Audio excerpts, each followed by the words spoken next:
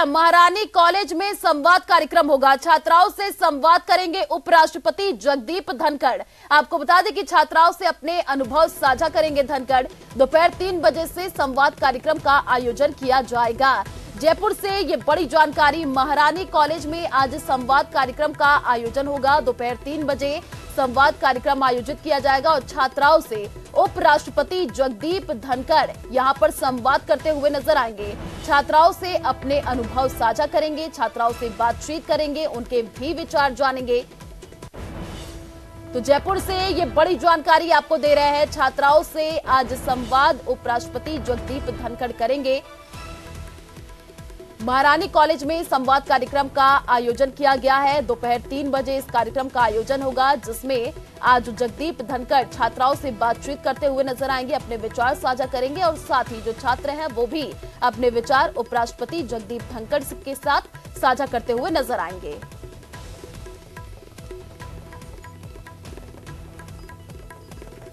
तो छात्राओं से संवाद करेंगे उपराष्ट्रपति जगदीप धनखड़। ये बड़ी जानकारी आपको दे रहे हैं। जयपुर से ये बड़ी खबर सामने आ रही है। तो महारानी कॉलेज में संवाद कार्यक्रम होगा, जिसमें छात्राओं से अपने अनुभव जगदीप धनखड़ साझा करेंगे। दोपहर 3 बजे संवाद कार्यक्रम का आयोजन होगा।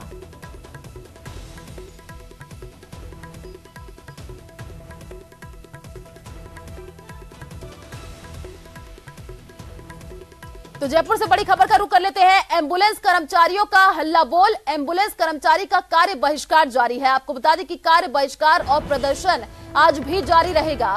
फार्मासिस्ट भी धरना प्रदर्शन कर रहे हैं। तो एम्बुलेंस कर्मचारियों का हल्ला बोल आज देखने को मिलेगा। जयपुर से ये बड़ी जानकारी आपको दे रहे हैं। जो एम्बुलेंस कर्मचारी है उनका आज कार्य बहिष्कार देखने को मिलेगा। कार्य बहिष्कार और प्रदर्शन आज भी जारी रहेगा। तो जो फार्मासिस्ट है वो भी देखिए धरना प्रदर्शन कर रहे हैं। जयपुर से ये बड़ी जानकारी आपको दे रहे हैं। जो एम्बुलेंस कर्मचारी है वो हल्ला बोल करते हुए नजर आएंगे। एम्बुलेंस कर्मचारी का जो कार्य बहिष्कार है आज भी जारी रहेगा। पिछले कई दिनों से जो ये कर्मचारी है देखिए कार्य बहिष्कार किए हुए हैं और धरना प्रदर्शन कर रहे हैं। फार्मासिस्ट भी धरना प्रदर्शन आज करेंगे।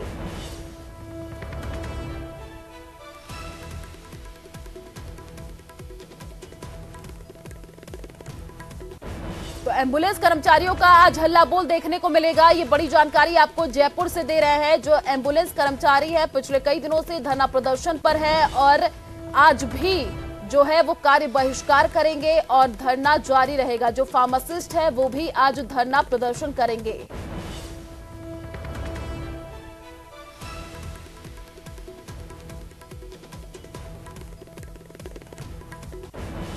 तो श्रीगंगानगर से बड़ी खबर का रुख कर लेते हैं। पानी की टंकी पर जो डीलर्स है वो चढ़े हैं। आपको बता दें कि लगातार दूसरे दिन भी टंके पर प्रॉपर्टी डीलर्स चढ़े रहे। प्रॉपर्टी डीलर्स ने दूसरी रात भी टंकी पर ही गुजारी है। प्रशासन की समझाइश के बावजूद कोई सहमति नहीं बनी है। पुलिस ने एहतियात के तौर पर टंकी के नीचे जाल लगाया है। भगत सिंह चौक के पास भूखंड को लेकर के ये विवाद चल रहा है।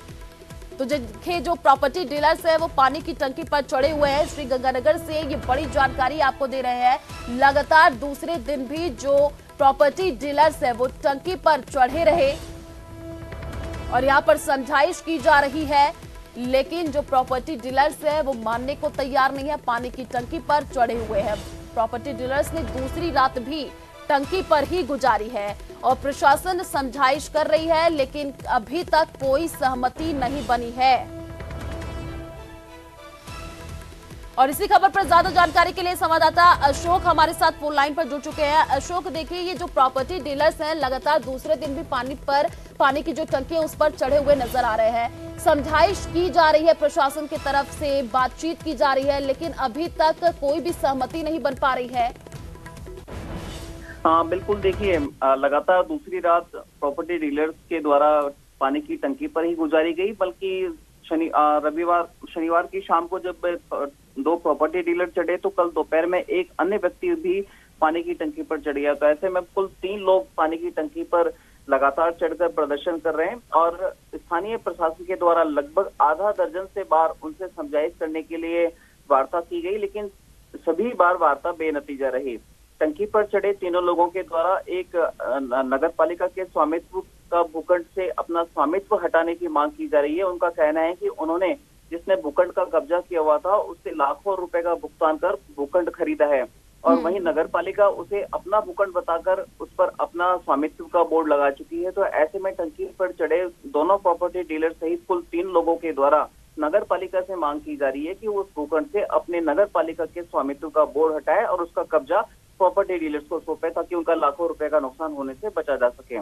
फिलहाल शार्दुल शहर की शिव वाटिका में पानी की टंकी पर नौटंकी लगातार जारी है। एक पब्लिक न्यूसेंस क्रिएट हो रहा है, न केवल इन 3 लोगों के लिए जो कि टंकी पर चढ़े हुए हैं बल्कि आसपास के लोगों में भी काफी पैनिक क्रिएट हो रहा है। जी आयुषी। बिल्कुल अशोक, देखिए कई दौर की वार्ता भी हो चुकी है लेकिन विफल नजर आ रही है। क्या आज भी फिर से इनको समझाइश करने की कोशिश की जाएगी? देखिए, जिला प्रशासन लगातार शनिवार की शाम जब ये टंकी से चढ़े थे और कल देर रात तक लगातार प्रयास कर रहा है कि इनको समझाइश कर नीचे उतारा जाए और उसके बाद में इनके जो भी कोई मुद्दा है वो नगर पालिका प्रशासन से या स्थानीय प्रशासन से बैठकर उसको वार्ता के जरिए सुलझा लिया जाए। लेकिन टंकी पर चढ़े तीनों लोगों का कहना है कि पहले नगर पालिका अपना उस भूखंड से स्वामित्व वाला बोर्ड हटाए और उसका कब्जा इन लोगों को सौंपा जाए कि उन्होंने लाखों रुपए का भुगतान किया है। फिलहाल नगर पालिका अपने प्रशासन अपनी समझाइश की कवायद में जारी है। तो टंकी पर चढ़े तीनों लोगों की भी अपनी जिद पर अड़े रहने की बात सामने आ रही है। हालांकि प्रशासन आज एक बार फिर से समझाइश का प्रयास करेगा। साथ ही साथ एहतियातन वहां टंकी के नीचे एक जाल लगा दिया गया है ताकि किसी तरह की कोई अनहोनी हो या किसी तरह का कोई वाद विवाद आगे बढ़े तो उसको निपटाया जा सके। चलिए, शुक्रिया अशोक तमाम जानकारी साझा करने के लिए।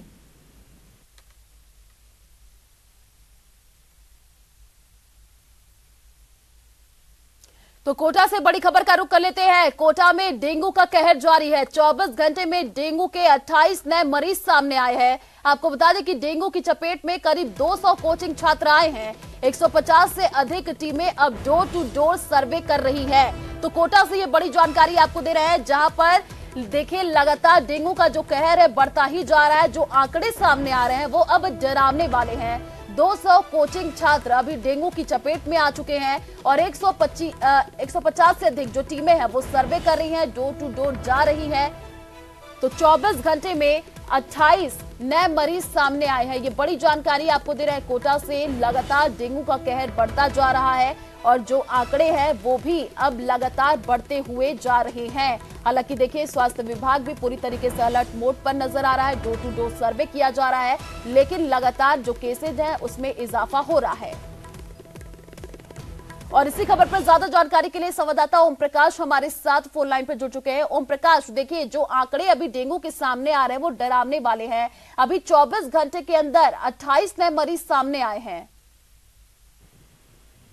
देखिए, रविवार का दिन होने के बाद सैंपलिंग कम बताई जा रही है। उसके बाद 28 जो है नए मरीज सामने आना चिंताजनक है। चिकित्सा विभाग में हड़कंप मचा हुआ है। डोर टू डोर सर्वे किया जा रहा है। कल जिला कलेक्टर खुद मैदान में उतरे थे और कोचिंग इलाकों में स्थिति भयानक कहा जा सकती है क्योंकि कोचिंग के करीब 200 से अधिक बच्चे जो इसकी चपेट में आ चुके हैं। डेंगू और स्क्रैपेस से एक कोचिंग स्टूडेंट जो छात्रा की 3 दिन पहले मौत भी हुई थी।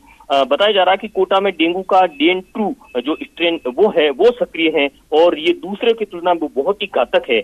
इसमें मृत्यु ज्यादा कही जा सकती है और फिर से ये लौट आया क्योंकि बताया जा रहा है कि कुछ सालों पहले दिल्ली में इस तरह का जो है DN2 स्ट्रेन सक्रिय हुआ था। उस समय बहुत बड़ा घातक हुआ था। चिकित्सा विभाग अब लगातार 150 से अधिक जो टीमें मैदान में उतारी हुई है, डोर टू डोर सर्वे करने के साथ लोगों को जागरूक कर रही है और डेंगू की रोकथाम के जो तमाम प्रयास कर रही है वो कर रही है। लेकिन ये कहा जाता है कि फिलहाल तमाम प्रयास नाकाम साबित हो रहे हैं और डेंगू का खतरा बढ़ता जा रहा है। संभाग के सबसे बड़े अस्पतालों में ही नहीं बल्कि निजी अस्पतालों में भी मरीजों और उनके परिजनों की भारी भीड़ देखी जा सकती है। सबसे चिंताजनक जो बात कही जा सकती है वो कोचिंग स्टूडेंट के लिए, क्योंकि उनके परिजन ज्यादातर स्टूडेंट के परिजन साथ नहीं रहते। जब उनकी हालत बिगड़ती है उनको SDP की जरूरत रहती है, उनको कई तरह की जो है सावधानी रखने की आवश्यकता होती है। उनके सामने चुनौती होती है वो कोचिंग संस्थान में जाए, पढ़ाई करे और हॉस्टल में क्योंकि अकेले रहते हैं। तो ये बड़ी एक चिंताजनक है। 200 से अधिक कोचिंग छात्र जब चपेट में आने के बाद चिकित्सा विभाग में महकमे में हड़कंप मचा हुआ और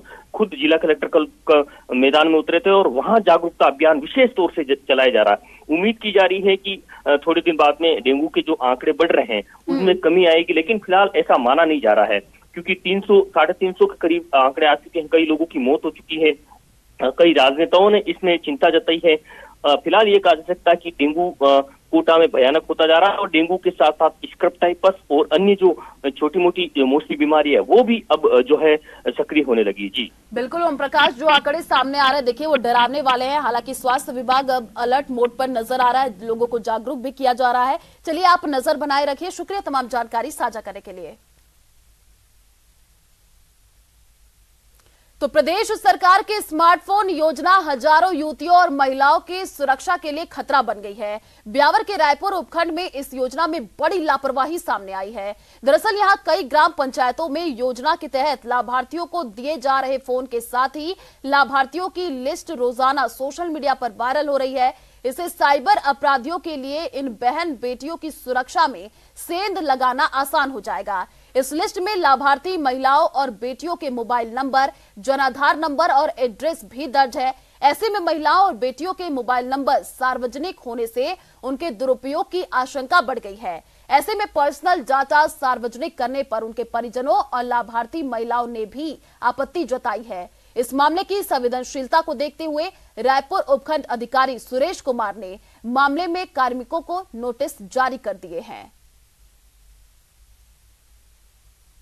सरकार की ओर से जो मोबाइल वितरण हो रहा है उसके साथ साथ जो युवती और महिलाओं के डेटा लीक हो रहा है और उनके नंबर लीक हो रहे हैं, वर्तमान में जो महिलाओं की असुरक्षा की जो स्थिति है राजस्थान में, उस हिसाब से ये होना बहुत ही खतरनाक है और सरकार को इस पर तुरंत रोक लगानी चाहिए।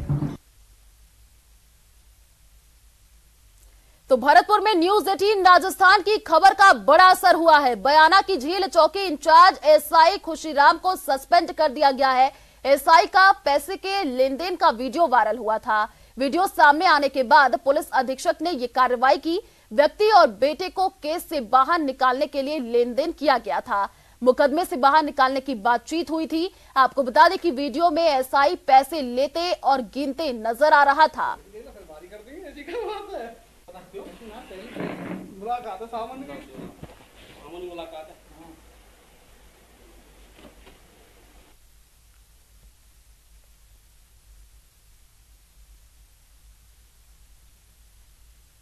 तो देश भर में बड़े रेलवे स्टेशनों का कायाकल्प चल रहा है। ये कायाकल्प अमृत भारत रेलवे स्टेशन योजना के तहत किया जा रहा है। इसमें Jaipur junction, Gandhinagar railway station, Khatipura railway station शामिल है।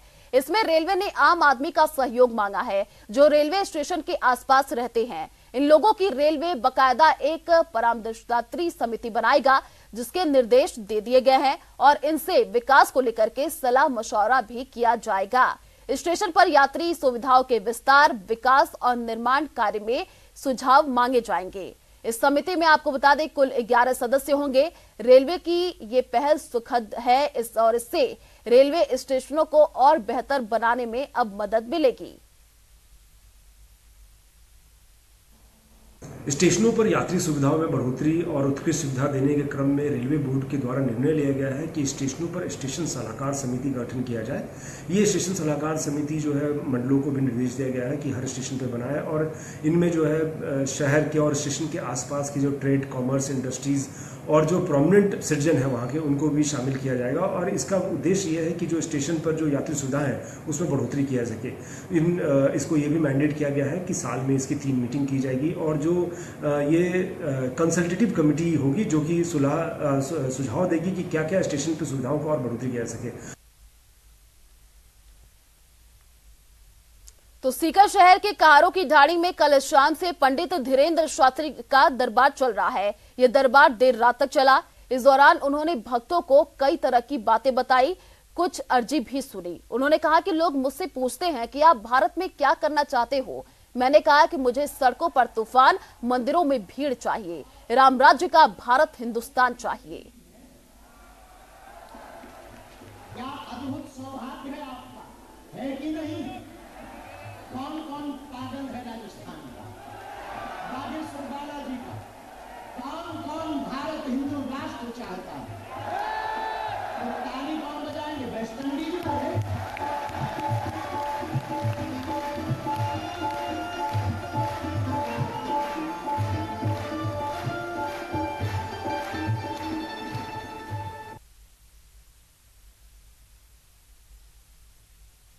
न्यू जर्सी के रॉबिन्सविले में बीएपीएस स्वामीनारायण अक्षरधाम में एक ऐतिहासिक क्षण रहा जब रक्षाबंधन के शुभ दिन पर बीपीएस स्वामीनारायण अक्षरधाम की कलश पूजन का महत्वपूर्ण अवसर पर बीएपीएस स्वामीनारायण संस्थान के आध्यात्मिक नेता परम पूज्य महंत स्वामी महाराज की उपस्थिति में हुआ।